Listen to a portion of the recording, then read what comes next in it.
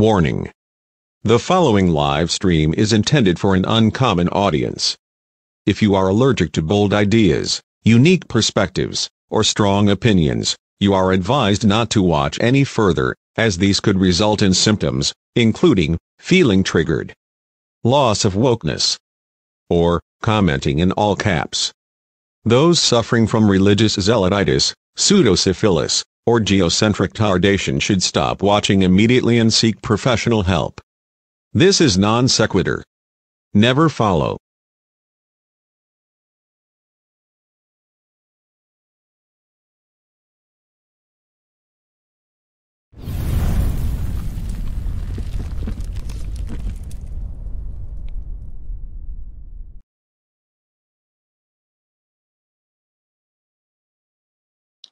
Hello, hello, hello, everyone. You are watching Non Sequitur. We have quite the show for you this evening. It's going to be fun and interesting, and I have so many questions. But before we get to that, Steve McRae is with us, I guess. I usually am, yeah. I'm still here. Yeah. Okay, good. I'm glad you are. Dave is producing. Dude, I'm not worried about you not being here. They thought you were being taken away and the government will take you away. So we're just very thankful the government has not decided to execute you. Thank you, Jesus, or Odin, or whatever atheists pray to. I'll do that for Eric. I tell you, after last night's stream, I kind of wish that they would have. I mean, I would have been all for them coming and picking me up and taking me out to wherever you take people to get stoned. That was painful. That would have been a merciful killing. Yeah, you're right.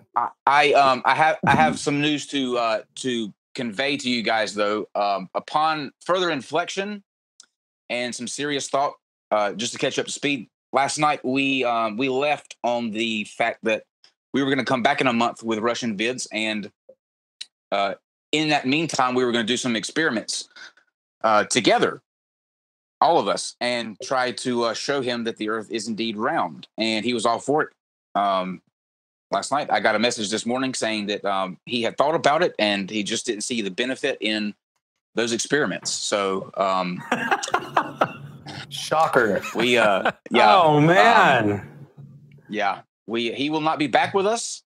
He has kindly forfeited. I don't know how you maintain your position. However, if we did those experiments, he really couldn't stick to the kind of position that he was in before either. So I guess he did the right thing, maybe. But anyway, it saved us a headache, so that's good. We have with us tonight, Ocean Keltoi, the pagan, Viking, polytheist, Odin, Thor, hammers, shields, swords, Norse ships. All of that. Are you just saying words now? Like, is that? Yes, I am. Okay. I absolutely am. Thank you for joining us. And from Talk Heathen, this guy is a lot of fun. Where's the voice of God? This would be the perfect opportunity for you to be the voice of God right now, Eric. Eric Murphy. I am Eric Murphy. One of the hosts of Talk Heathen that you can check out every Sunday, 1 p.m. Central. And you can call in. Dude, guys, thank you so much for having me back. I'm really excited about tonight. Sure, I'm really excited too. Yes. Yeah. We're going to let you guys formally introduce yourselves and your channels here in just a second. Guys, if you haven't yet, please subscribe down below. We are on the cusp of 9,000. So that's awesome. I think we're 15 away, Steve? Somewhere around there? We are at 8,977, but I'm not looking right now. I'm looking right now. Okay, awesome. So if you could, let's hit 9,000 before this stream ends.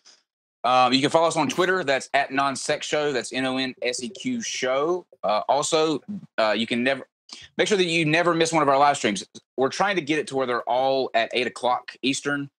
Sometimes that fluctuates depending on what guests we have. But you can check that schedule to be sure at nonsecshow.com/schedule. Again, that's NonSeq show.com/schedule. Okay, we're going to go through what we've got coming up for the next couple of days. Then we'll get right on into introducing these fine fellas officially. Tomorrow, what's tomorrow? Tuesday.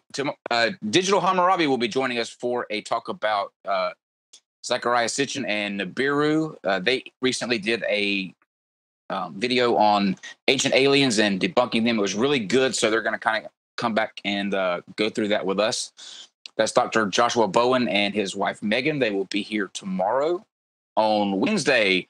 Wednesday's the big day. Okay, we're going to go in reverse order. So at 10 p.m. Eastern tomorrow, we're having a double header tomorrow. Rick DeLong, who was the producer of the somewhat controversial movie The Principal that came out a few years back, about the Earth being in the center of the universe and everything rotates around it. He's got a new movie coming out called The End of Quantum Reality. He will be with us tomorrow at 10 p.m. And that's going to follow the Richard Carrier. Wednesday. It's Wednesday. Right. What did I say, tomorrow? Yeah. Good call. Tomorrow. My bad. Thank you. I paid attention for a change. Yes. That's how excited I am. Yeah. You get a gold star, Steve. Thank you. But prior to that, we will have Richard Carrier here to go a little bit more in depth into our Is Doubt a Virtue, which we all decided it most certainly is. But Richard Carrier seems to think that there might be a little bit more to that. That's Wednesday at 8 p.m. Eastern. And then on Thursday, big day Thursday, 5 Eastern, Sargon of Akkad will be here to debate Brittany Simon on social justice, feminism, and intersectionality. Brittany's a lovely person, as we've seen on Twitter today. I'm very excited to have her here, and Sargon as well. So join us for that at 5 p.m. Eastern. Okay. There we go. Now, let's get into what I think is probably going to be one of my favorite talks to get into. There's so many. I have so many questions, Ocean. But let's start off. Let's start off in the shallow end. I'm going to let you introduce yourself, kind of give us a little bit of background on you and why you are the center of our discussion tonight. Well, I guess you let me know this was going to happen about 4 hours ago, so I'm like, but I did. I'm a Germanic polytheist, and I've been around kind of the great debate community for some time, as I've been kind of known as the token polytheist in a number of discussions. I don't know if, I mean, I think that's because we're really rare. And so on. But a lot of us don't really jump into the great debate world too much, but I'm one of the few that kind of has. With that, one of the things that I've been pushing for is, in the great debate community, is that polytheism is a rational and reasonable position, and one that is at least worthy of respect in this conversation. And in a lot of discussions that I've had, I think that I've at least gotten to that point. Now, whether or not I'm convincing people or any of that, that's kind of up to whoever's listening. But my main goal is just to be like, well, polytheism can be a rational position. It can be something that's worthy of respect. And that's ultimately what I want to do. Cool. All right. Mr. Murphy. Yo. Will you please let the people know who you are and why you're so fucking cool? Well, you know what? I see all the names that are going out, and I took a look at the stuff that you guys have done, and if you got me on here, you are scraping the bottom of the barrel. I apologize, but I'm happy to be here. Oh, no. We scraped the bottom of the barrel last night. Eric, you need a really good pseudonym. Do you have a really good pseudonym? Like everybody else has a cool pseudonym, you know? You got Mr. Atheist, you got Logic, you got, Prophet of Zod. What's your pseudonym, dude? He has Dirty Heathen as his Twitter handle, which I've discovered, which makes me curious. That could make a whole, that's a whole different. We'll you know himself before we attack him. No. Well, let's let the people decide. I know that I do have nicknames, and I have a nickname that I only share with close friends and family. I can share with you guys off the air, but if people want to come up with one, that's absolutely fine. I know that early on, when Jamie and I were first getting ready to do Talk Heathen. By the way, I'm one of the hosts of Talk Heathen, and because I want to help promote Talk Heathen and all of that, I'm at the Atheist Community of Austin right now. This is the set that you normally see for Talk Heathen. But Jamie told me when I called him and I said, do you think either of us could ever be as big as Sam Harris? And he said, no, you can be the first Eric Murphy. You don't need to be the second Sam Harris. And I just lost my shit, and it's stuck with me ever since. So I like being me, but if someone wants to nickname me, that's fine. Why am I here? Why am I so fucking excited? Okay, aw. I'm gonna call you Sugar Lump if you do that. This is getting weird already. Over here. Okay. So what I wanted to say was the reason I'm really excited about this is because I don't get to talk to a lot of polytheists.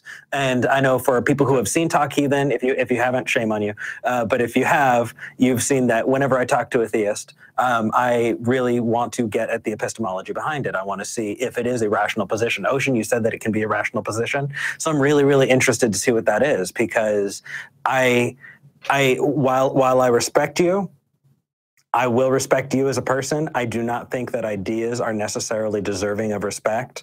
And so if that comes off as a personal attack, I just want to make sure that you know that if you have fucking ridiculous ideas, I will say so.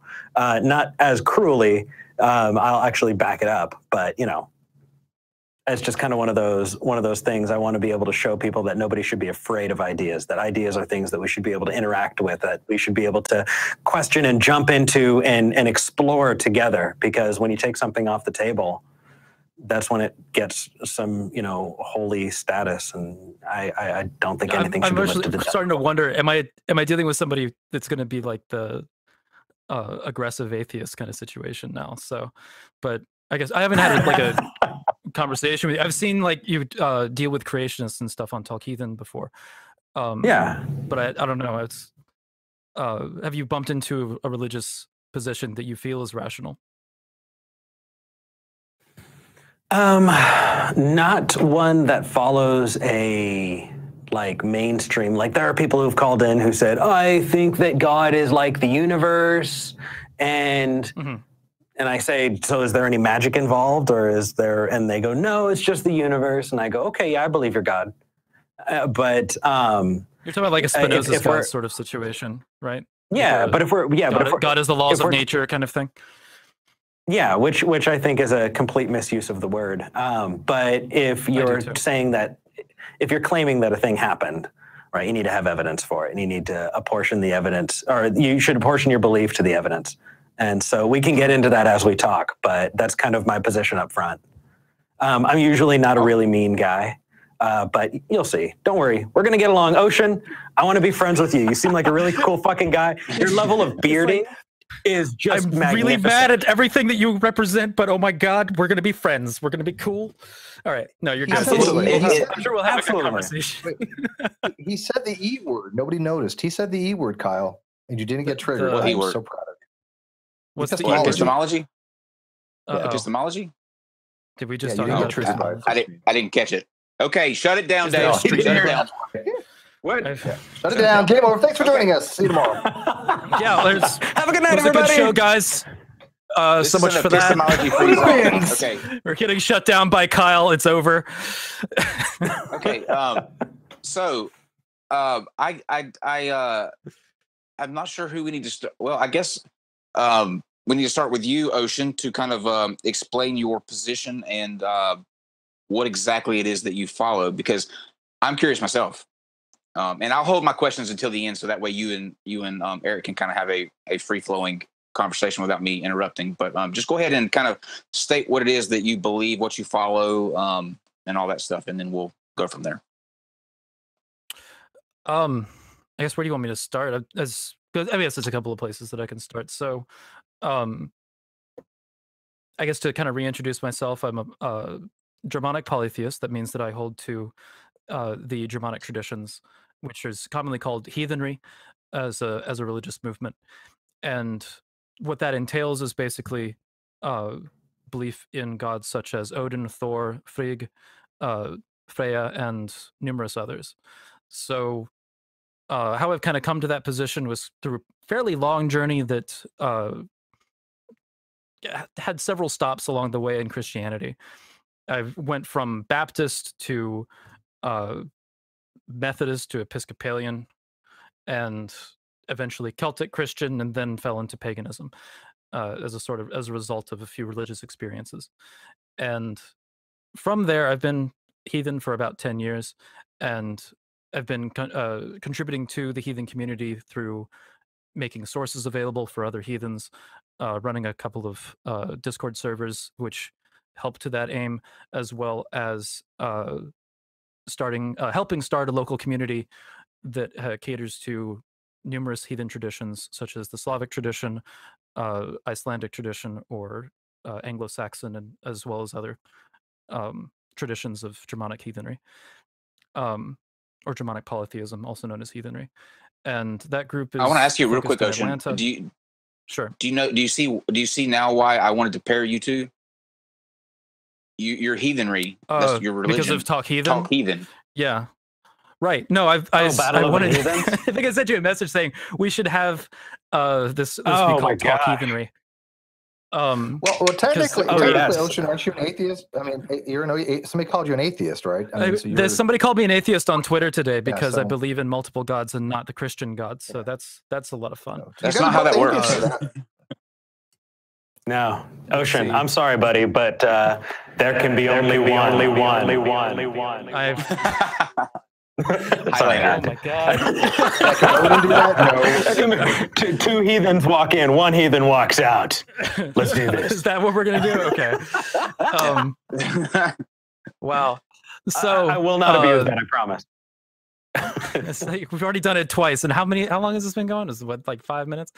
It's going to be a long night for you. Anyway. Seems like longer. I can tell. So anyway, the local group that we started, we provide we call bloats, which is going to be just group rituals, or moots, which is basically just meetings of pagans where we all kind of sit down, drink, talk with each other, share experiences, and have a kind of fellowship, because society isn't necessarily catering to us. So those are a lot of the things that I do outside of this, and I guess beyond that, let's jump into it. Okay, Eric, I'm gonna let you. Do you have any questions, Eric? I have all of the questions, but I want to be respectful and make sure that you'll have time to talk about what you want to as well before I dive in. I don't want to take over. No, I'll ask my questions at the end. I figured this would be better to have kind of like a talk between you two, and then me and Steve will catch up on the end. Okay. Awesome. All right. So, Ocean, I guess my first question to you is, do you believe the stories and traditions to be factually true in the world that we live in? So we have a kind of interesting position on that. A lot of the texts that we have are, there's a number, and some of them are behind me here where I can motion to them if I want to just say, well, books. But so there's the Prose Edda, which is written by Snorri Sturluson in I believe around the 14th century, and the Poetic Edda, which was copied over by Snorri as well, and around the same time. These books are translated and kept by Christians, and the Poetic Edda was kind of discovered in a monastery by Snorri. So it's something that somebody wrote down at some point. We don't know exactly when, and there it is. And what we have left are the copies. We don't have the original text that Snorri found. We've compared some of these texts with archaeology as far as what gods were worshipped in certain areas in other books. One is the Danish Histories by Saxo Grammaticus, and another Christian who also wrote down some of the legends of Nordic and Anglo-Saxon lore. And beyond that, we also have the Icelandic sagas and a few other sagas that were also written down by Christians. So a lot of these texts that we have Christian influenced language in them. And beyond that as well, we don't really consider them to be holy texts in the same way that Christians or Muslims do. Like with Muslims referencing the Quran, or with Christians referencing the Bible, often they hold a sort of infallibility aspect to them, and heathens don't do that with our own texts. It's more about inference from experience, and then the texts are something that we compare those experiences to. It's something that pops up in Christian history through a thinker called Pelagius, where he was talking about comparing your own experiences to the Bible. But he was thrown out of the Catholic Church for such a ridiculous idea. So I guess what I appreciate the history. I know a fair bit about it. I looked up a bit before we started, if I'm going to be dead honest. But I guess that did you partially answer the question. The question that I really wanted to ask is, do you believe that the pantheon there in your religion is real? Do you think that Zeus is a real person who is breathing today? Not Zeus. Well, Zeus Odin. is not. Sorry, I'm a dick. Yeah, yeah, Odin. Hellenist pantheon. To put it simply, I don't disbelieve in Zeus. But Zeus is not something that I actively worship. Can you say that? I'll get in the positive that Odin. Yes. Do you believe that Odin is a real person? I do believe that Odin exists. As far as alive, in the world that we live in. I believe that the gods are immaterial, so that depends on what your position is on whether or not that means the world we live in. So, well, an idea like can if you exist. believe that the universe is material, everything in the universe is material, then Odin would not exist in this universe because he's immaterial. But it just depends on your semantics, is all that it is. But I do believe in the actually that's I actively believe in the gods, if that's what you're asking. Well, so semantics here are incredibly important, right? So if you say that these gods are completely immaterial, what other things fall into the category of immaterial? Immaterial would be anything that's not material. So pretty much all concepts in general would be like. So if I think of like squares and circles are immaterial. So So if I imagine a pink unicorn. If I imagine a pink unicorn, does it exist at the same level that your pantheon of gods exists at? No, because I think that there's an interaction between the gods and humans. And I think that that's a distinction also between gods and, say, the Jotun or some other... there's a lot of like supernatural entities that heathens believe in. And among them would be the Jotun, which are more like malevolent natural forces. And do you believe that these immaterial things interact with our material world? Is that what you're saying? I'm fairly agnostic as to how, but I think that through spiritual experiences that myself and others have experienced through ritual or through prayer or through sort of randomly happening in the calling that a lot of us sort of experience. That's something that I think that there's an interaction there, and that's an interaction that I trust. Do you trust it in the same way that you trust like other things in your life? Because I mean, I understand that anecdotal evidence, personal experience can be very powerful, right? But that doesn't mean that we should assign a truth value to it that's any more than this. I don't think it should be taught in the schools, if that's what you're suggesting. Like, well, no. I'm not a method for establishing it that's on that. Okay. So at the core of it, you said that you're agnostic on how an immaterial thing can interact with the material world, right? Mm-hmm. So why are you so sure of something that you don't know? Because unless we can point at it in our material world, you know what I mean? Wouldn't the honest thing be, this is really cool, and I feel a sense of community and a pride to it. I love the stories, and I feel like those things and the way that I interact with those texts has helped me and the people and the community that I've created. But other than that, they are stories. That's fantastic. I'm not putting down the experience that you have with other people. What I'm putting down and what I'm trying to say is that we should never positively assert something, especially if you have no, like, if it doesn't exist or if it's the same as not existing in the real world, then we need to give it that same value, right? It's the same value as Harry Potter. Somebody could get that. Like the immaterial versus the material aspect of it. I mean, I think that the Harry Potter comparison is a little ludicrous, but I don't. Okay. Somebody put forward an amazing story behind it that has a lot to do with empathy and kindness, that has a lot to do with humility and bravery and putting people forward. It has to do with standing up when other people are oppressed. It has to do with reaching out, and all of these different amazing that there's good lessons you can learn from Harry Potter. I don't deny that, but that's not the same thing that is being expressed in the heathen stories, because a lot of these are based in history, or they're based in, like, a lot of the people that we're referencing in the sagas are people that existed. Eric the Red, for example. Ragnar Lothbrok is considered a legendary character, but a lot of his sons existed.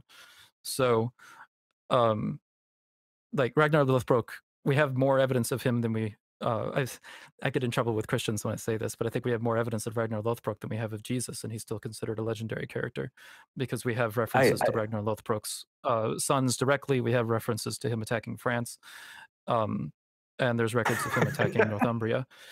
Sounds like you have infinitely more evidence for that than Jesus. He's missing in the list of kings is the problem. So, and he's considered to be a king, but his sons are people that definitely existed. Ivar the Boneless, Bjorn Ironside. These are Vikings that we know existed. So we have, I think that there's a good connection there. Eric the Red is somebody who we know discovered Greenland. Stories of him seem to be true. Freydis Erik's daughter, Leif Erikson, are also attestations to that figure. These are badass names. So we're talking about like the humans. We're talking about the humans that these stories reference. You know, there's not much reason to doubt them. The question is whether or not you're doubting the gods that the stories also attest to at the same time. And from the perspective of personal experience and combined with historical literature, that's where a lot of heathens kind of find sort of verification. We have a system as far, because what you're talking about, like asserting knowledge, yes, where we have there's the system of UPG, SPG, and VPG. Now, UPG stands for unverified personal gnosis. Unverified personal gnosis is simply a personal experience that you've had that doesn't have any reference. You don't know anybody else has had the same experience that can verify what you're talking about, and there's no historical text that verifies what you're talking about. But if you find somebody else that has the same UPG that you have had, that becomes SPG, which is shared personal gnosis. And that's that that personal experience is now verified by another person's personal experience. And assuming that the two of you are honest, that means that there's a sort of a verification there that's very simple, but it's not something that you could say verify through scientific empiricism. Beyond that, you also have referencing historical sources, that if your personal experience is then validated in those historical sources, or at least related to them, given that these sources are often written by Christians, that becomes verified personal gnosis, which is that you have a backing for what your UPG originally has represented. And could you give me an example of a UPG? A bit of a structure to that. UPG would be, say, receiving an inspiration during prayer, for example. That's that you feel like Thor is pushing you towards something or something like that. And that would be UPG. Or UPG could also be a theory that you've gotten from reading the texts. Say that, you know, Thor's direct representation is such and such. And that's something that if you find as a representation in the Eddas, then that becomes verified, but it's not until you have that kind of verification. So there's a little bit of a system that we have for building that kind of thing that gets us, because we are dealing with things that are as far from a scientific perspective or from a scholastic study perspective, very difficult to actually quantify. So there's, well, I'm just asking you to quantify it at all.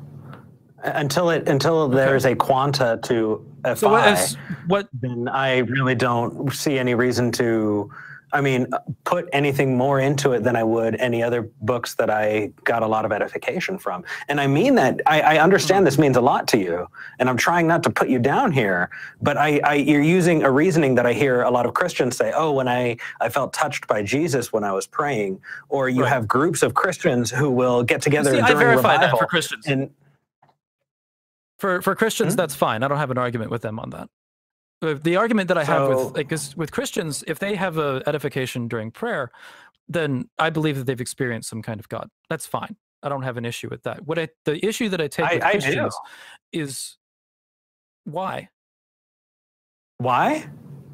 Because I care about true things, not about feelings. And whether somebody has a good feeling or not, look, dude, I have gotten high on some fucking psychedelics, and I have seen some shit.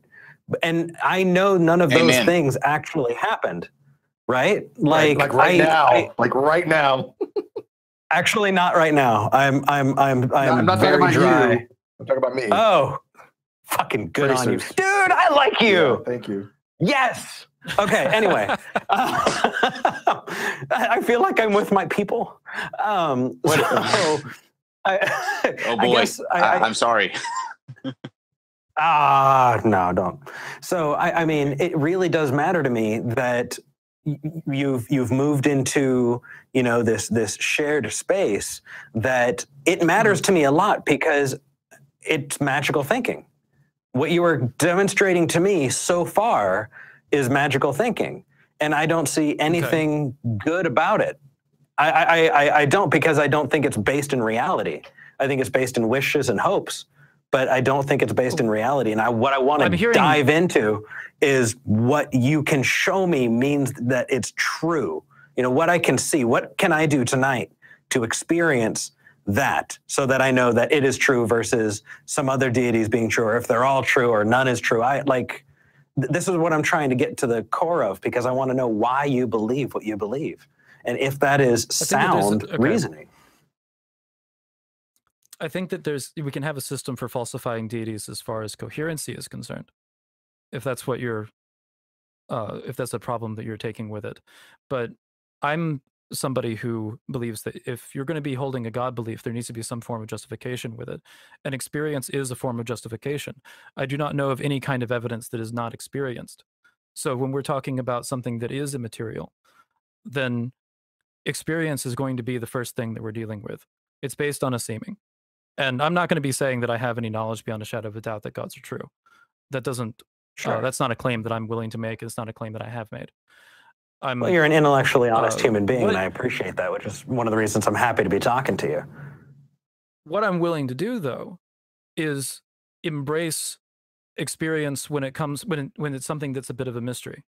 And I think that when with the spiritual experiences that I've had, spiritual experiences that people I know have had, and spiritual experiences that seem to be that I share in common with people that hold the same traditions, that's something that's worth exploring to me. It's not something it's not something that I'm willing to simply throw away because we can't have a scientific ontology for it. And even if the claims were true, let's assume for a second that gods are real as far as your perspective is concerned. I'm not sure how we would be able to demonstrate them given their description of being immaterial entities. So if we have the idea of immaterial entities that are able to communicate with humans, then I've often asked atheists, what evidence are you looking for, if not experience? Got it. Well, let me take that back, because you've said a couple things and I want to answer them, and I'm afraid that I'm going to lose them if I don't jump in. Sure. So you're ending with what does an atheist want to see that's not other than experience, right? Right. Experiential. Not necessarily. So as far as not that you're going to believe yourself, but that you'll at least respect the position of a religious person. Yeah. Well, I want to get to the earlier thing you said so that I don't lose it. But I'm glad you're holding on to that, because if I forget, I need you to remind me, okay? Because I want to answer it. So here's my problem. Jonestown. My problem is Moonies. Sure. My problem is cults, because that's the response that cults give to justify people accepting the things that they do. Now, they don't do what you're doing, which is openly, honestly speaking and not trying to keep people in a compound, but we shared an experience and therefore it is valid. Our brains just aren't built that way. Our brains are built to have these psyched out experiences, post-hoc rationalizations. You know, these after the fact going, oh no, this is what I saw, or this is what happened, or I felt really good. We talked about it, and this is the story. No one's lying there, you know, and there it's been shown time and time and time again in different churches where people say, oh, hey, you know, an angel came down and we all saw the angel. But when it gets down to the nitty gritty, no, they all just after the fact convinced themselves that it happened. And so my question back on that, and I want to answer everyone that you had, I just want to, you know, address each piece. My question back on that would be, does anything separate you between them? And what can you see why that is so important to me to point out that it's not okay to say that this kind of experience justifies a belief or necessarily a respect? And then the second piece. Yeah, go ahead and answer. Okay. Yeah. I think that if you're going to be holding a position that, you know, we shouldn't hold to any logical position when you can have a bad inference come from it at some point, that's rings of consequentialism to me, and I don't think that that's a good way to measure. I think that you can definitely come to bad conclusions based on sound logic. That's obvious.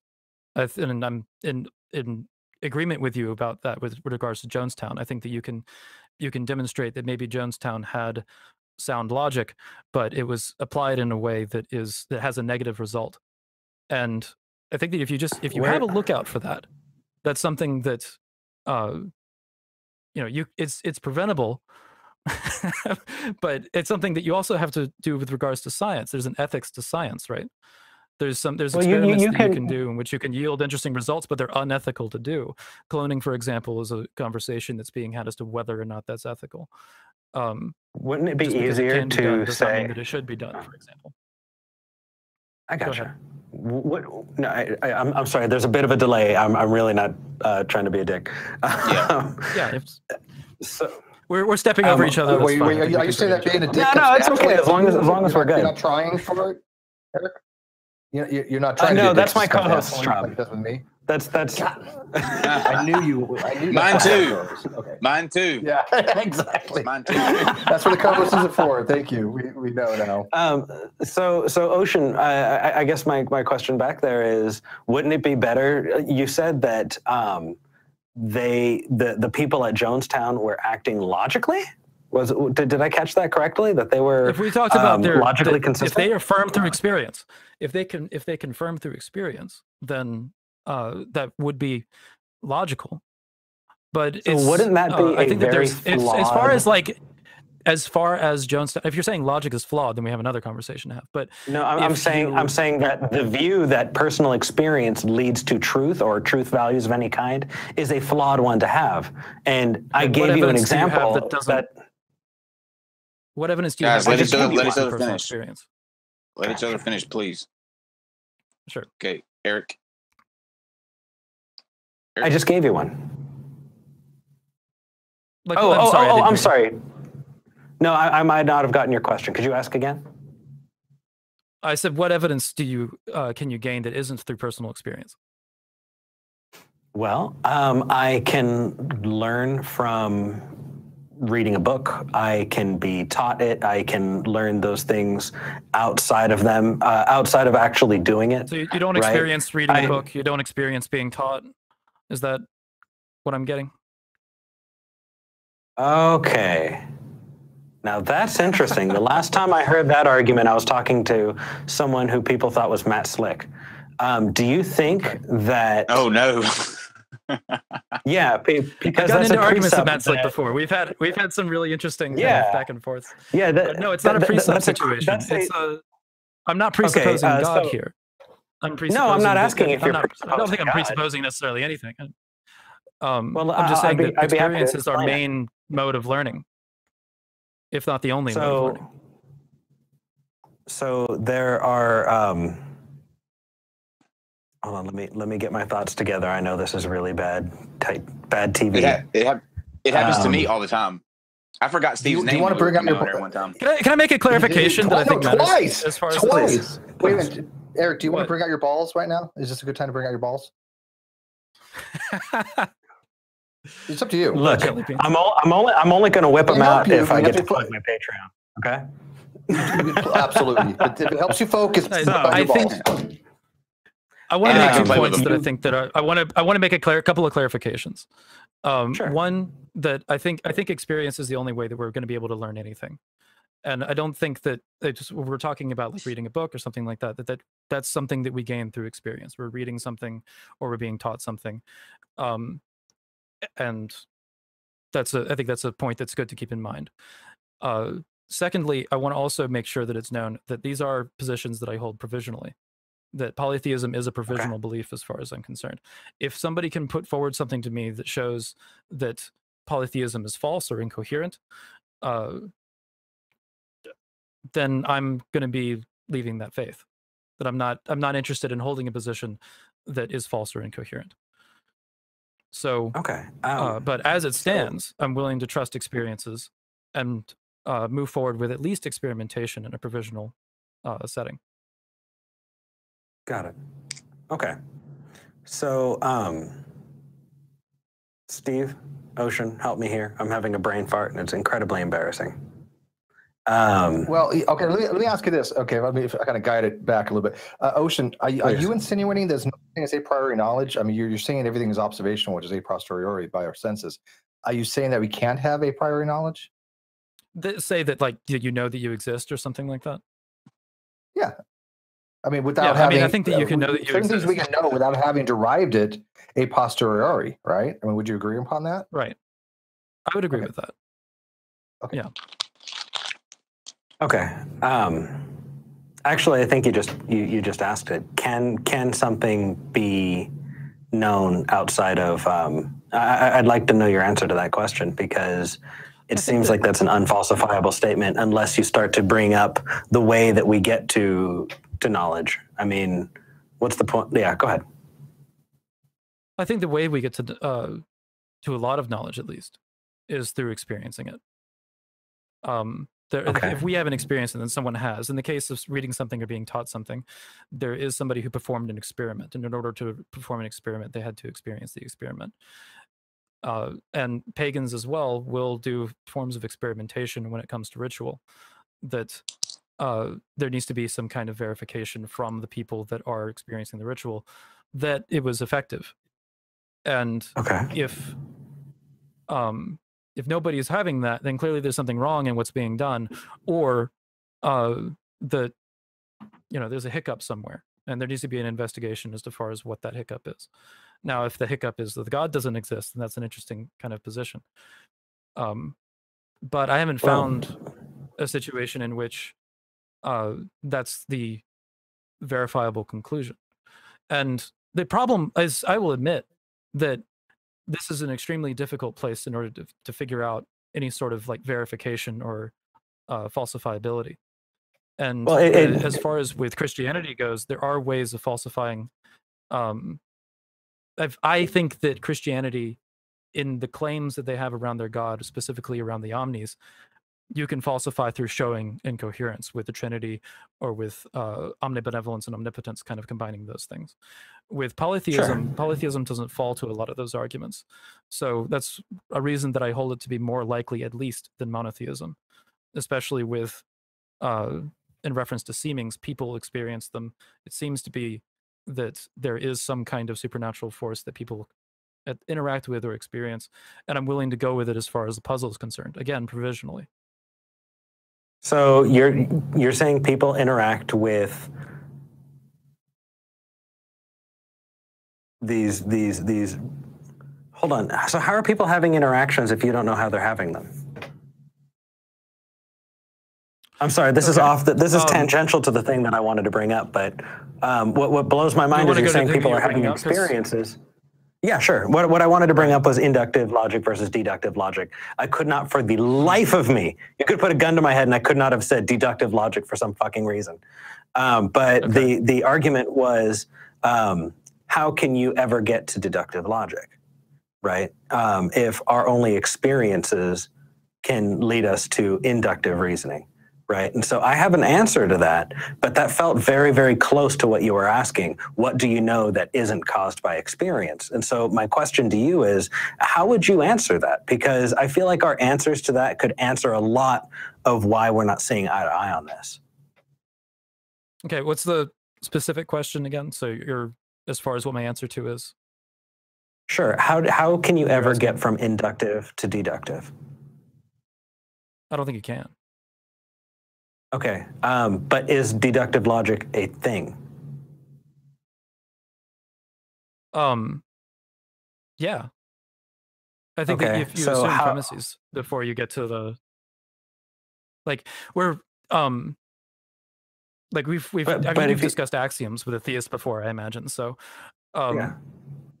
you know, you have some premises that you hold to be true because these seem to be universally held. From there you can get into deductive logic. Right. Like that the universe exists or something like that, that we can learn from it. I mean, and I think a lot of that holds in it that you should be trusting experience. And if not, then what are we doing? We're doing our best to learn as many true things and as few false things about the world that we're in. That's what we're doing. Right. And the tentative view that you expressed was you'll stop believing when it gets proven false. But you know that that doesn't make a whole lot of sense when it comes to proving a thing false. It's that you're putting yourself in a position that you're never going to be able to get through. Sure, I can demonstrate that right now. Why? Because people are saying it makes zero between us. That's interesting. It does. I know, right? You guys, you seem to be getting, is he getting into like the problem of induction now? Are we going into Kantian philosophy of some kind? I think that we kind of are, and it might be that we might be getting into an area that that's going to start getting over my head. But because I'll just go ahead and admit that I'm not an expert on that particular area of philosophy. I haven't dived into that. But I'm just trying to figure out like what is. There seems to be a problem that you're holding with my position as far as engaging with seemings, and even provisionally. And I don't understand why that's a problem. Well, because I don't put very much stock into personal experience, especially when you're talking to me. I mean, if you want to talk to somebody who does, cool, but I'm here, right? I don't put very much stock into personal experience because personal experience does not necessarily lead you to truthful things. We are flawed. We are just human beings. And by working together, we can learn more true things about the world than false. And so in this conversation, we are working together to determine whether or not your belief in this pantheon of deities is justified. And so what I've gotten so far out of it is it makes people feel good. They say that they've had experiences that they can't explain or that they're attributing to a deity, but they can't show how, they can't demonstrate that it's happened. There's no physical evidence or proof that could be studied. And because of that, it just needs to be enough that it gives you good feelings. Am I wrong? Please tell me where I messed up. Then help me. I'm talking about engaging with the experience. I'm not talking about whether or not it makes you feel good. Okay. Like whether or not it makes you feel good, it can make you feel bad. Okay. So, you know, say somebody engages in a prayer and they feel there's a response or a presence. A lot of the experiences that I'm familiar with deal with an overwhelming presence in people that are otherwise mentally stable. So when dealing with that sort of situation, and people generally trust at face value their experiences unless there's a reason against it. Now you can provide probably some good reasons against it, and it's going to be whether or not the individual that's had this situation agrees with those things, like whether or not it was a fluke hallucination, or there was a drug involved or something like that. But I'm generally, when talking about spiritual experiences, I want to talk about things that don't have a drug relationship or things that are not engaged with due to a mental illness. And we still have spiritual experiences when we eliminate those things. And people that trust those spiritual experiences and then move forward with at least an experimentation and exploration into that experience, I don't see what the problem could be with investigating that, even from a religious standpoint. Well, so let me correct, because if I think I may have said something that I don't agree with, and if I did, I need to apologize. There's nothing wrong with investigating anything. There is something wrong with presupposing what you think the source of that thing was. Mm-hmm. Right? So if I have what can be described as a mystical experience, the more honest thing for me to do is say something happened and I don't know what that was. Not that, because I'm used to talking to Christians, they'll say that was God intervening in my life. And that just brings in so many assumptions. So let's say you're praying, right? And you have a feeling wash over you, or you have an idea pop into your head while you're praying. Would you say that qualifies as a mystical experience that you think is caused by one of your deities? Or it could be? And how do you determine that from praying and then there's a response? So first off, I'm going to say as well that there's no surefire way of determining these things. Usually what happens, especially with heathens, and the thing that I think is most interesting about heathens is that we seem to kind of like come to these positions independently. It's not really a brainwashing kind of thing that happens. It's a something that we sort of come to the religion independently and then we come together, which I think is unique from other religions where it seems like people join it or they're convinced by other people. We seem to be convinced by experiences in our past. And I recently kind of reached out to a few heathens in my community of this, like, so what brought you to this? And that seems to be the common theme, is that they felt a calling of some kind.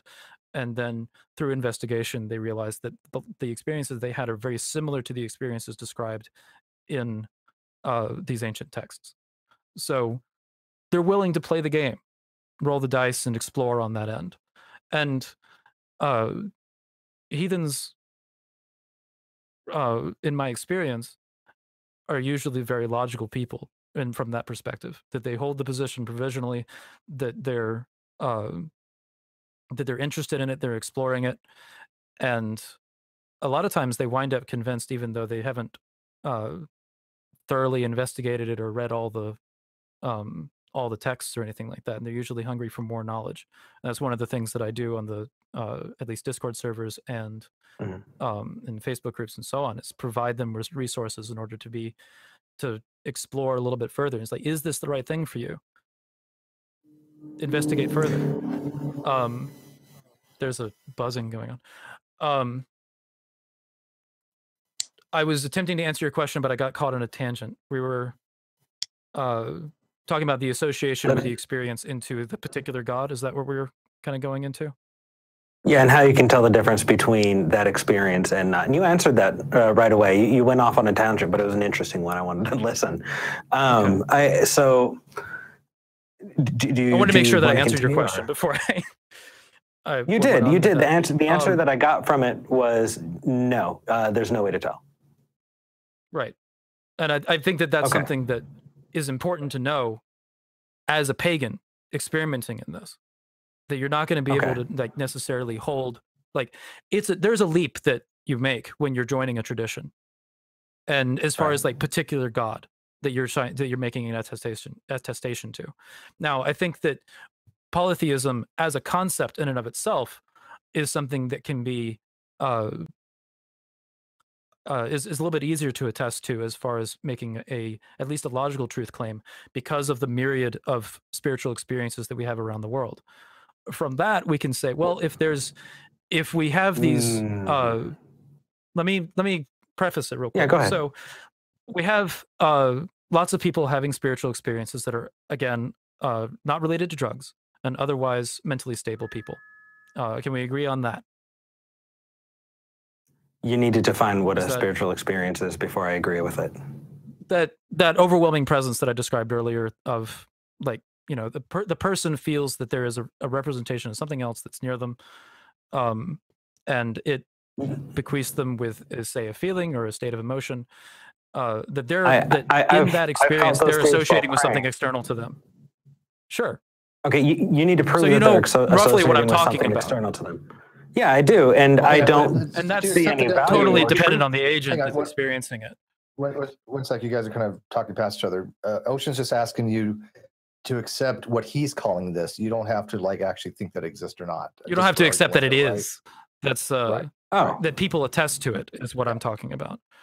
And there are people that are saying now whether you could totally take a lot of people's spiritual experiences and then say, well, here's another way to explain them, by saying that it was induced somehow. My throat's drying out. That it was induced somehow, or that you know, this is a fluke mental state in someone who is otherwise mentally stable.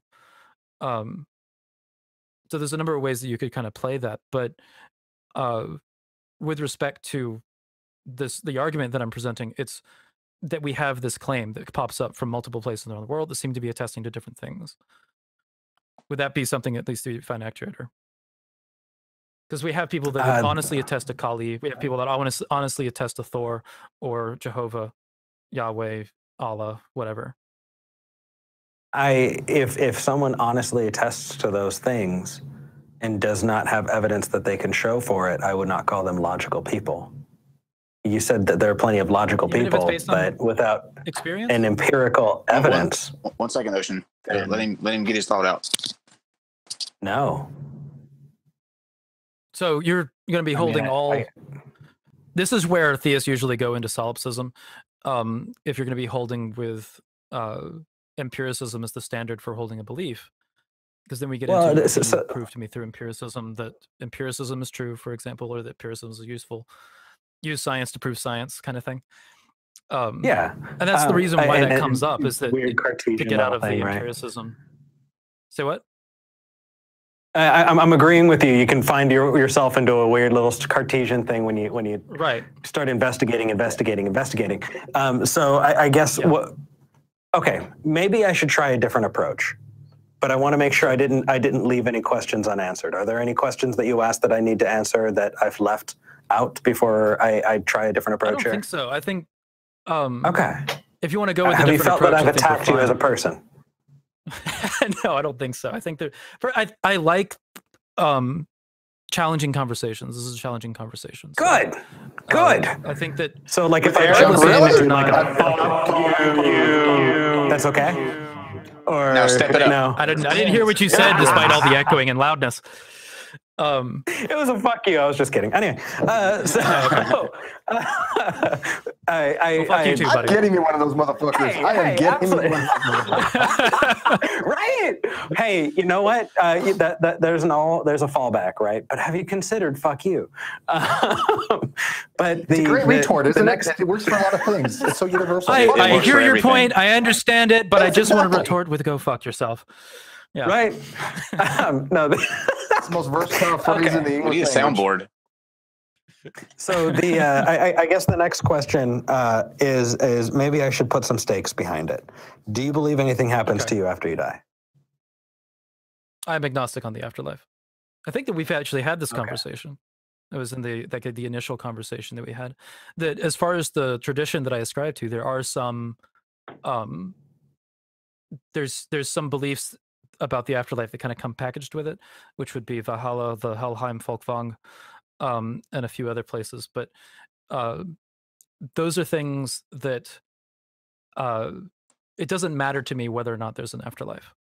I think that's the, if it's true, great, whatever. But I also find eternal life to be kind of daunting. So I'm more interested in focusing on what matters in this life here rather than the afterlife. I know that the belief in Valhalla does matter to a lot of people that are heathen, specifically soldiers. That have not just that on the battlefield. Their friends have died, and so on and such as. And so, dying gloriously in battle stirs a place in Valhalla. that's a place where they get to drink with their fallen comrades when they die eventually. So right. So what if I mean I got to tell you that our views are so very different, because if I were looking at a possibility of eternal life, of never dying, that would be way more important than the tiny amount of time that I'm on this rock. So why the fuck are you saying it's not that important? Because I think that this life is important enough. If there's a in scale, it's nothing. So I think that it matters more to the Christian, because, and I think that it's something that is more interesting to discuss with a Christian, because they hold that if there is an afterlife, that there's specific things that you have to do and believe in order to get there. With heathens, Helheim is a kind of a catch-all. Valhalla has a very specific sort of thing, so does Folkvang, and so do some of the other afterlives that are described, like Niflheim and a few others. But with, as far as the heathen, afterlife, as far as like there being one, is a meaningless standard when it comes to the human experience. We're all going to be getting into the afterlife according to heathenry, and there's no aside from Niflheim, for people that are oath breakers or betrayers, there isn't really a punishment afterlife beyond that. And what are the standards of going into Niflheim is very like kind of wiggly. So that's one of the reasons why I just don't care about it. If you live your life honestly and with good intentions, you're probably going to wind up in Helheim. Okay. Now, so the Christian, are there any stakes? As far as whether or not it exists, it's not something that's an interesting debate for me. It's okay. Are there any stakes? Then great, I have eternal life. If it's not, then fine. I got it. Are there any stakes that make you? No. You're continuing. I'm good. As long as you're good, I'm good, brother. So, really, honestly, man, as long as if you're good talking at the end, I understand you. We're communicating. That's fine. Yeah. The thing that I want to move forward in, though, is, does it matter at all whether or not it's true or false, your beliefs? Because if there's no stakes, if there's nothing important, so important that you need to know whether it's true or not, there's a reason why I'm not an evangelist. Why? The main thing that I try and do in conversations is to just kind of present the ideas and at least hold that polytheism can be a respectable position. I'm not interested in converting people unless they're genuinely interested in jumping into it, which I have had some of those conversations where after a conversation, I'll get a couple of messages saying like, what are some sources? I want to kind of explore this concept. Or I've been feeling kind of drawn to this. Can you send me some texts? And I'm like, cool. And I send them some stuff. It's a very passive evangelism, if it can even be called that. Because as far as I'm concerned, your belief or disbelief in the gods doesn't necessarily punish you as far as like an eternal damnation kind of respect. It's something that I think you could, if you, the religion has usefulness as far as engaging with life. There's utilitarian value to it. I think that it enhances determination. That's something that I've seen numerous times with heathens, is that they're extremely determined people. And that's something I routinely find to be impressive. And it has the reason for that has to do directly with the religion.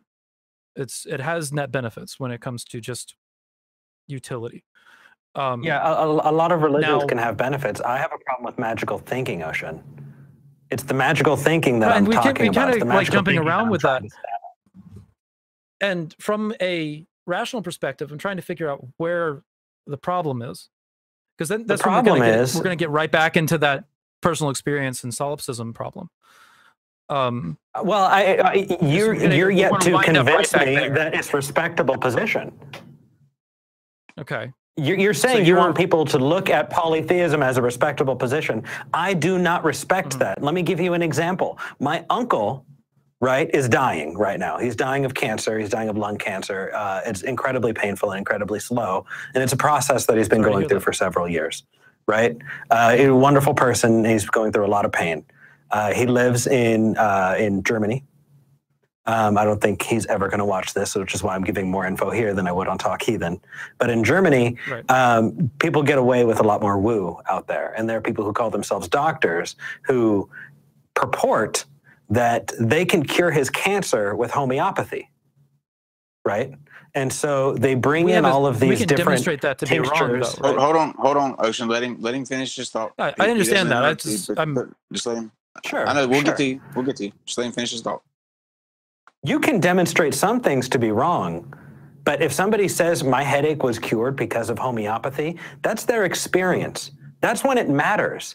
That's why I can't say that just a person's personal experience is enough to be okay for me to respect the things that come afterward. There needs to be that testing. And in the same way that you want to be able to test that, right? That is a kind of magical thinking that is similar to what you're talking about. And it has drained my uncle's life savings. He owned multiple restaurants, right?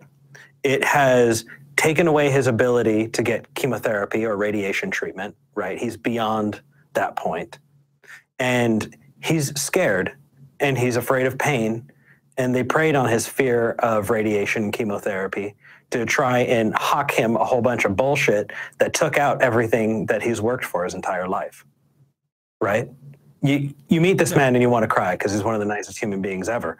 And yes, I'm biased. But the reason I bring up this, I understand that position entirely. I would be probably just as angry as you are about that. It's enough to make a significant part of my life about why it is important not to have magical thinking.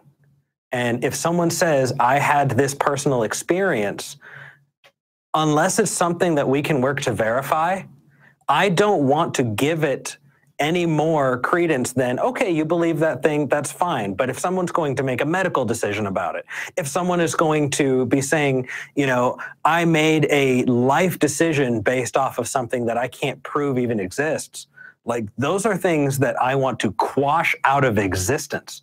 And while I think that this has had a huge impact on you, I do not yet respect that kind of personal experience. And I'm trying to share this with you so you understand why I'm coming at it from this direction. I'm not trying to be obtuse here, Ocean. I'm trying to give you an example of why that is such a big deal. Because I don't care if it just makes you, if it's a personal thing, right? Like I care from that the homeopathy perspective. Yeah, I mean, I reflect your anger about homeopathy and alternative medicine, anti-vaxxers, these kind of things. And that's something that, you know, I think we're on the same side on regarding that, because we're talking about something that it can be empirically verified that these things are very bad treatment decisions. And that's something that should definitely be quashed out. When it comes to religious belief, though, it's not the same kind of claim. And I think that it can be used in a way that abuses the similar kind of things, like with some of the other things that we mentioned, such as Jonestown. But, you know, when we're talking about something like treatment of a physical ailment, that's something that you want to default to the empirical conversation. And even when it comes to belief in things, you want to default to the empirical conversation. The problem with the empirical conversation regarding religious belief is that the empirical conversation doesn't comment on gods. It's versus the conversation about homeopathy, in which it does comment on that. It comments on anti-vaxxers. It comments on homeopathy. And so why the non-overlapping magisteria? The what? Why the non-overlapping magisteria? How come empiricism does not equate or is not applicable to a religious belief? Why? So if I were to say, Ocean, tomorrow we came up with an empirical proof that your view of religion is empirically true, are you saying you would reject that if I were to come out with empirical proof and say, I have shown empirically that Thor and Odin and, you know, Freya, the world tree, all of these things are true? Would you continue to stand behind that point? Would you continue to say that no? You can show empirically empiricism. that they're true. I'd want to know how first, because I think that I referenced a conversation I had with King Crocoduck on this a couple of times. That if you want to suppose the godoscope, that there's a telescope of some kind in which you can observe the goings-ons of gods, then you can build an ontology for them. Then they become natural. They're not supernatural anymore. We can build a naturalistic ontology for them. At that point, sure, given some kind of technological advancement, empiricism would be able to comment. Currently, it can't, though. So if tomorrow you come up with some kind of way of empirically proving the gods, then great. The conversation about religion has changed dramatically at that point. But that would be a dramatic change, you agree? Well, I think it would be the beginning of me taking it seriously. Okay. With the conversation about homeopathy and vaccines, if I say, give me empirical proof against these beliefs, that's easy, right? Well, not all of them, come up with studies upon studies that show that this treatment is not effective. But playing devil's advocate here, the point is you can't prove all of them wrong, and all someone who wants to believe in it needs is want, right? I mean, if they have that desire, then sure, I agree with you. Right. That's when these practices are preying upon people that are gullible at the time or something like that. Right. So would you say that are there any heathens in your community that think that there has been a tangible outreach from a deity in their pantheon into their lives in a physical, manifested way?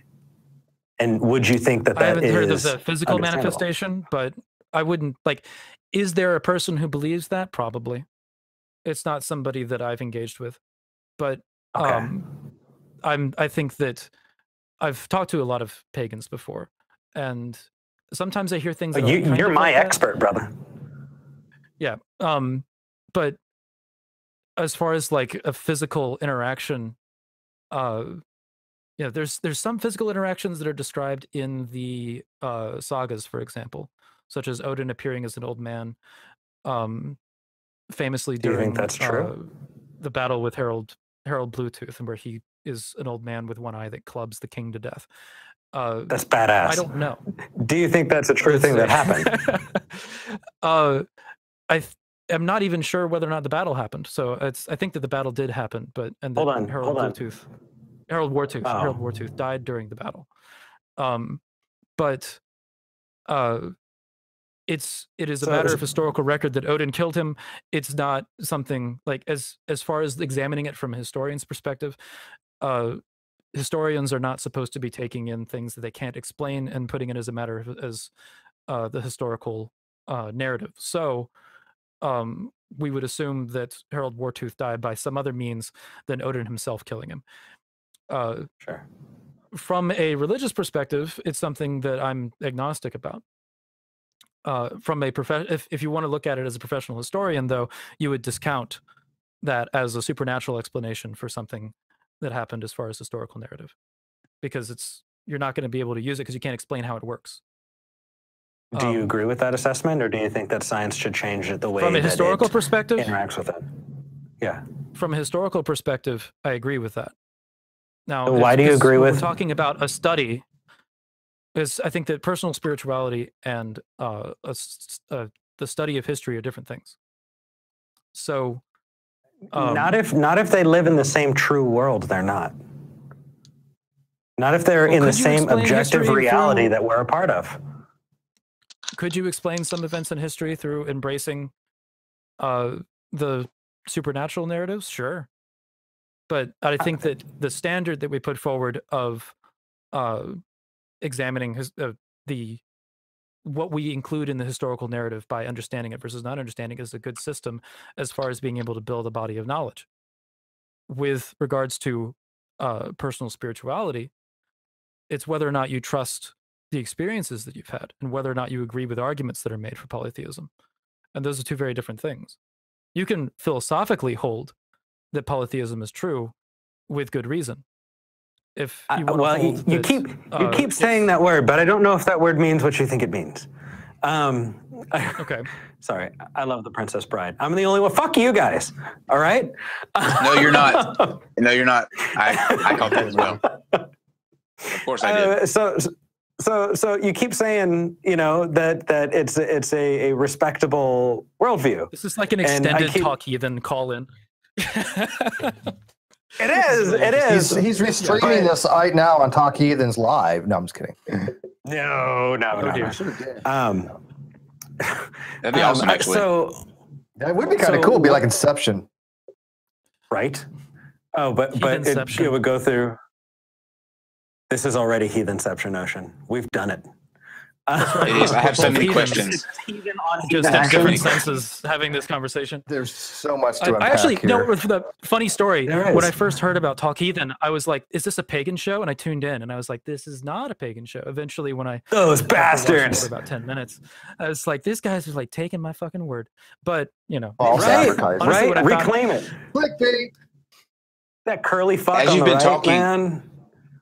As you've been talking, I have literally been writing down question after question after question after question, because every time, like, I feel like we get like, off on a new, we've been locking horns so much that we need to take a break every once in a while. Well, see, the thing is, you've almost been going for an hour and a half, surprisingly enough. Holy shit! We usually keep them at 2 hours, so we're nearing the end. But don't feel bad. I've known Ocean a very. We might have to do a sequel. Ocean, have I not known you a very long time? And I still have questions for you, right? Yeah, are you in Texas? Steve and I have known each other. I'm not. I can. If you want to have like a sit down, okay. And a beer in Austin, or 12. Right? Oh fuck yeah! Okay. Do you think I would go anywhere else? We should have all done that now. Even after all these years, I could wind up in Austin, Texas for a little while. I've got a couple of friends there. There's a comic book artist that I know over there. There's I've got a couple of good friends there. So Eric, did you have anything that you wanted to since we are getting kind of I want to make sure that you get all your questions covered before I ask my 19. Well, I think it's just a few. We're kind of an impasse. Observations. Yeah, I mean, the observation that I have is that when it comes to logic, you're very well read. When it comes to historicity, you've got your shit down. But I wonder why you have such lower standards for yourself than for other things that you're well read on. And I don't understand that, because it feels like you will hold other things to a high standard, but personal experience gets to slide under the bar. And I just don't see you're following through with the standard that you hold for everything else in your life. And I'm baffled by it. That's all I have to say. I think that if I was standing there at the battle where Harold Wartooth was killed by Odin and actually saw it take place, I would say it should be a matter of historical record. It fucking happened. But I would be creaming my pants. I would have grown a second dick just to cream my pants. It's so badass. But I don't. but I don't think that. And we're demonetized.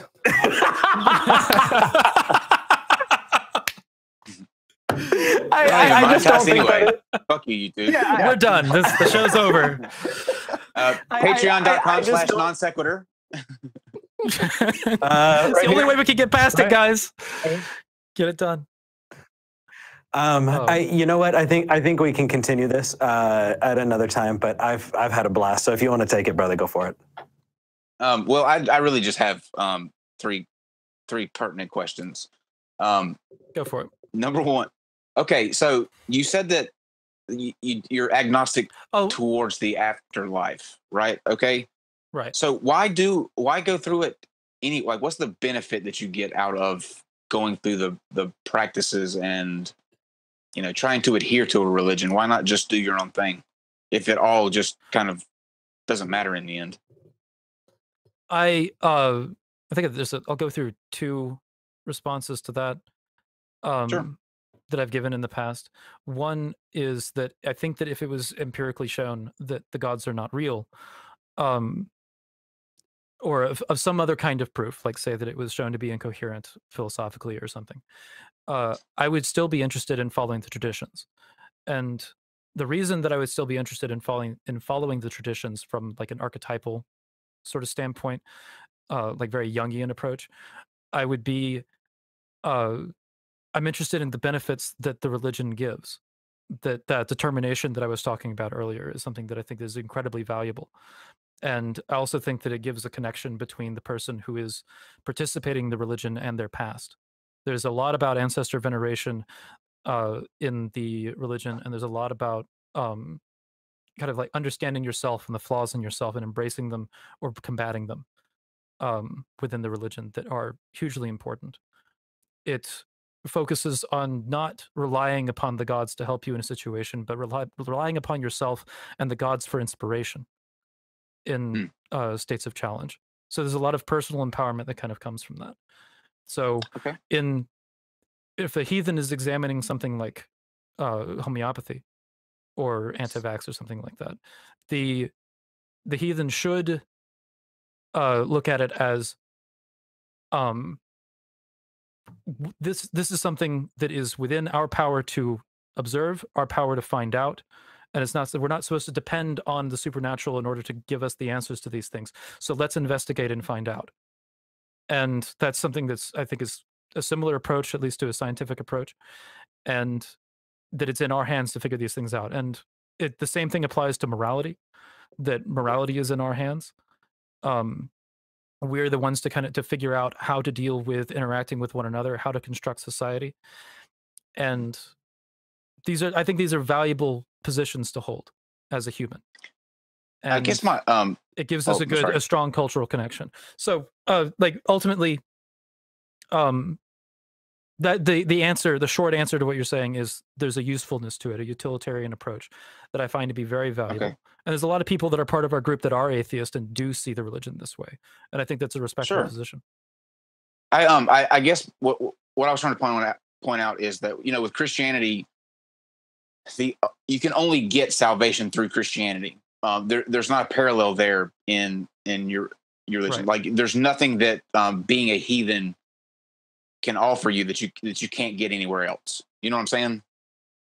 It may be a different style, like I was saying, you can be an atheist and a heathen at the same time. That's fine. Right. Yeah. Okay.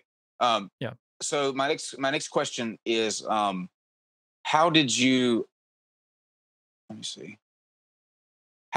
arrive at, I'm trying to figure out the gods thing. Walk me through that.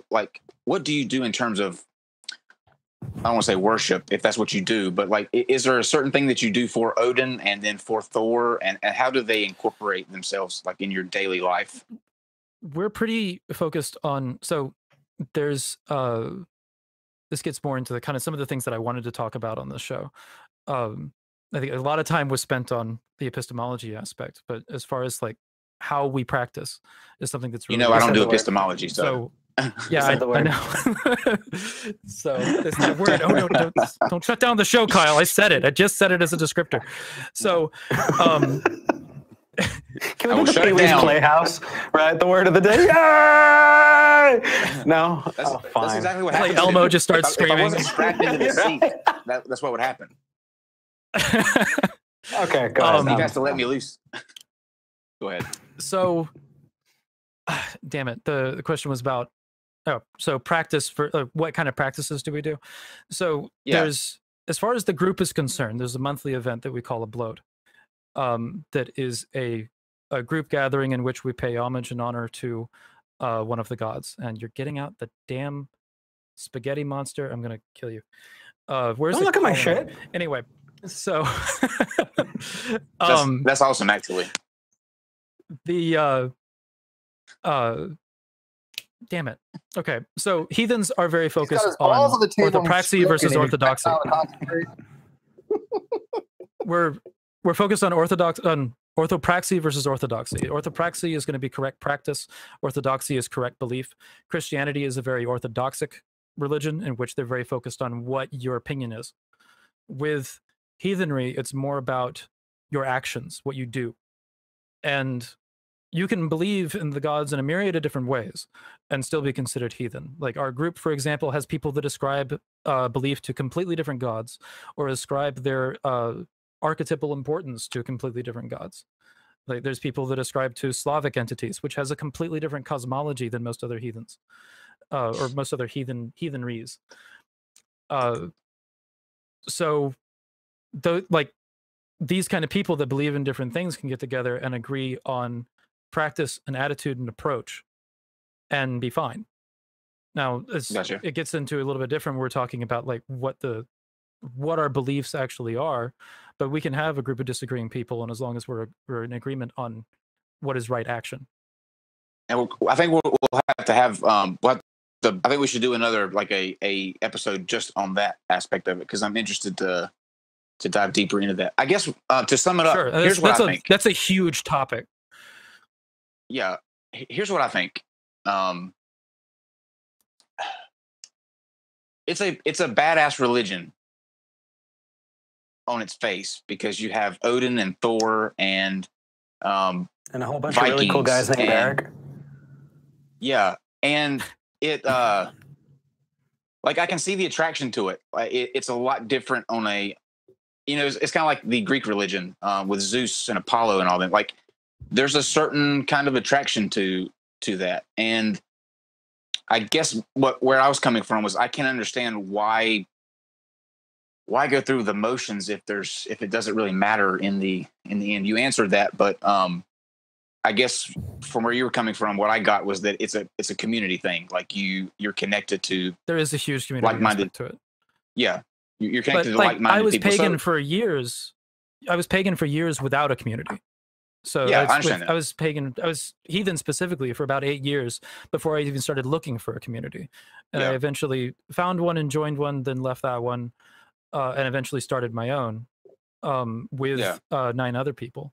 And that group has gotten a lot of good attention from the heathen community in Atlanta. And when we hold an event, there's a ton of people that all have been looking for a source of community, because often we do practice alone. And being able to provide a community for people that have been alone in that context is hugely rewarding. And that's all that I was trying to find the balance between where does the importance land on the spiritual side and when does it land on the community side, because it seems like it's more so dipping on the community side than it is your spirit, because Christianity is all about saving your soul. Like when you die, you want to have a heaven to go to. You don't want to go to hell. It's a deterrent from behavior. But I can see the attraction to it. I can't understand it, and I'm still baffled. But sure, I get it. I want to do like a summary of kind of heathenry for a second. That is, kind of Jesus style with 2 rules. Before you do that, let me. I'm gonna let you close out with that. But I kind of want to. I think Steve had something he wanted to do with, or ask Eric, so we can get him in real quick, and then we'll when we close out, we'll let you kind of sum it up for us and close us out. Yeah, I've got kind of 2 main points that I want to bring up a little bit. One, Eric, obviously sorry to hear about your uncle. My cousin also has cancer, but she's very religious, but she's also into the getting prayer and listening to her doctors, right? So it's unfortunate when people do fall into quackery. I do empathize with that. But I think there's something to be said, and I think Ocean was maybe kind of referring to this a little bit. I'm a non-evidentialist. I don't think that empiricism must be the only way to justify certain people's beliefs. I do think that you can have things like pragmatism or prudentialism, such as if I had a doctor telling me we have this experimental medicine that can help you with your cancer or whatever. We don't know for sure if it is. Are you then epistemically justified to believe that medicine will help you prudentially, because we have known that people with positive outlooks going through treatment do better, even though there's not an empirical reason to hold that belief, right? So that's one point when it comes to the epistemics that I think maybe Ocean was referring to. And the other thing that I have to ask, because I've got just get them out of the way and then you guys can close. The second thing is, to Ocean, when you're talking about these feelings, when you're talking about these emotions and these sensory things that you've had, I think that even Eric would agree. Everybody's had things that we would think along those lines. We've had experiences maybe we all can't explain. I think that's ubiquitous among humankind. Like yesterday. I think the problem, yesterday was a totally spiritual experience of some kind. Just probably not the ones that we would want to have. Yeah. What was it? 27 conspiracy theories you counted, Kyle? 33. 27. Everything was 33. It's funny. We did actually end on 33 after the hour. How weird is that? Yeah, that's wild. Illuminati confirmed. But there are weird big balls, by the way. Huge balls. You know what? His left meatball is bigger than the right, but we don't body shame, right? I mean, it's important to know that. Right? No biology. That's right. That's right. No biology.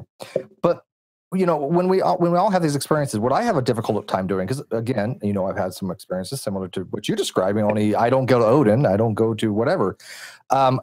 It is difficult to make a belief position come from just having experiences, because I don't see the warrant to relate the data, the experience, to the justification of holding that belief, right? Because I mean, unless there's a being that came down to you and said, "Hi, I am Odin," that's fine. Then you have justificatory reason, right? I'm telling you right now, if you told me, are you talking about that relation between? Yeah. You're talking about between the experience and the tradition. Everybody has this experience, but everybody seems to have a different reason why we have these experiences. Some people think they're completely natural. Some people are not sure if they're natural. Some people think there might be some kind of supernatural, right? Or drug related, or all in the brain, dualism, whatever. There's a lot of different possible explanations for these things. There's no way to really verify, and this is what Eric pointed out, which one is true. And we all like having true beliefs. And I think maybe Eric was arguing is kind of maybe arbitrary of why people end up on the belief they do, just because we all have this experience. These experiences. Would that be a good submission? It's a fair assessment, but because I've dealt with that crisis myself, obviously. I mean, I definitely would love to. I definitely would love to push back and have a nice, long, heated talk with you about empiricism, but we can do that another day. That sounded really hot when you said that, actually, by the way. Can I just say? That sounded really hot. I just want to have a really big, long talk with you. I was waiting to see where I was going with that. I've got a throbbing question. I can tell you right now, I'm more human. I think rationalism and empiricism are both equally valid. I think we all use both to acquire knowledge. I don't think it's one or the other. Simple as that. But I also think we have a priori beliefs as well, in knowledge that comes to us without having any kind of sense.